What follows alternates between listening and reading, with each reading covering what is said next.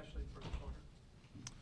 It's decent. I think New Orleans does some things, really loads up the paint, and when we keep it simple and move the ball and not play in the crowd and make the extra pass, it looks good. And when we try to beat the doubles or let some unselfish habits creep back in, it looks ugly. And so 5 turnovers that quarter, but we moved the ball and got assists, and I think 10 assists on 11 baskets in the first quarter. So when we didn't turn it over and play in the crowd, it looked good.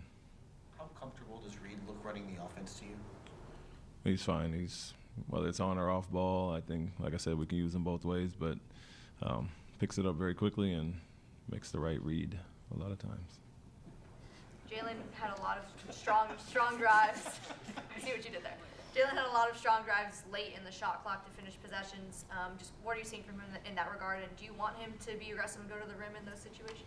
Yeah, he's one of our best shot creators, obviously, and with him, a lot of those times it was a favorable matchup for him. At the end of the shot clock, they switched a few, and we got some guys, and instead of bringing Alperin up an extra defender, you just flatten it out and let him go to work. And so regardless who it is, he's always going to be confident scoring, but we said it all last year as well. He's one of our best shot creators, and when he's in attack mode and making the right play, whether it's drop-offs or attacking the basket, he looks good. There was a moment in the second quarter where Jabari looked like he got blocked at the rim. He was a little frustrated afterwards, late in getting back in transition, led to an open 3. In the timeout after that, kind of what was your message to him after that moment? You got to play through things on to the next possession. He got fouled on a dunk early that they didn't call, and then he got fouled on a dunk that he made, and so he was a little frustrated from those. And then that one, obviously, the one guy you don't want to get back on slow is McCollum out of there. Him and Hawkins out of all their shooters. But yeah, you got to move on to the next play. They cry about fouls in practice all the time with our guys not calling them, and it's not just practice and our interns, it's the referees as well. So move on to the next day. Can you talk a little bit about the benefit of having a player like Steven Adams and give you double-digit rebounds in such a short amount of time?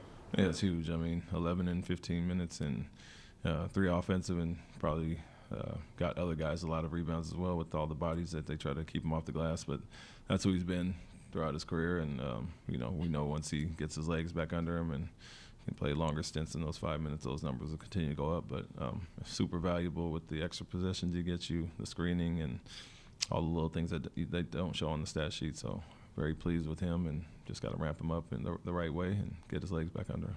Coach, what type of energy and aggressiveness does that second unit bring when you bring in Cam, when you bring in Amen? How do they just change the trajectory of the game? Yeah, I think the pace picks up automatically from those guys, and then you bring toughness in with Steven and a heady player like Reed. So it's a very complementary group in a lot of ways. That you got multiple handlers that can run the offense and guys that can play off the ball and do all the things the guys you just mentioned bring. And so throw Tari in there and some other guys. It's a very athletic, physical group. And I think at times last year you saw, I think it was Aaron, Tari, Jeff, Jay Sean, and Amen, for a 5-game stretch before some guys got hurt, before Tari got hurt.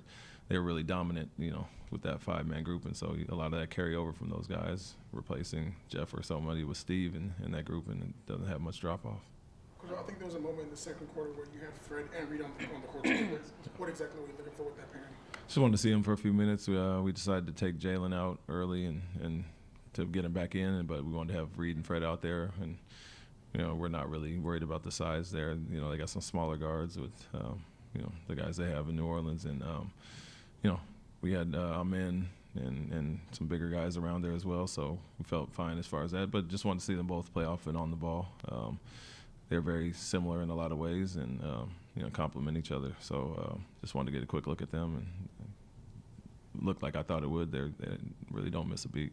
You feel good about where the team is at this point? One more preseason game before heading into the week of the opener. Is this about where you would like to see them?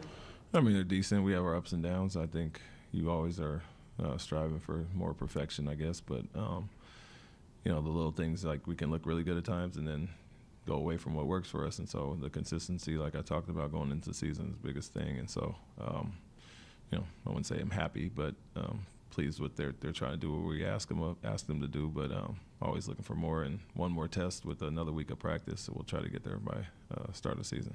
You said pre-game that you want to do a lot of mix and matching of the lineups just so you could see some different things. Was that accomplished tonight? Did you see what you were looking for? Yeah, for instance, the Reed and Fred thing we wanted to see our men out there with the starters, and then we kind of platooned in the second half. Guys played 8 minutes, 5 minutes, and so we subbed the whole unit in to see how the second unit looked together, and it was pretty good. So got some of that done, and we'll get guys longer stretches. Nobody really played in the fourth quarter, none of the starters, but get them longer stretches next game and take a look at some other combinations as well. Is the free throw shooting concerning at all to you, or what do you chalk that up to?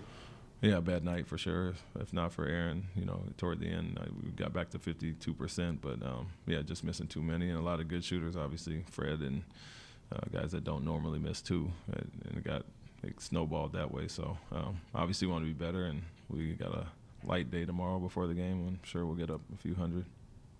Thanks, Coach. Thank you. Thank you. Thank you.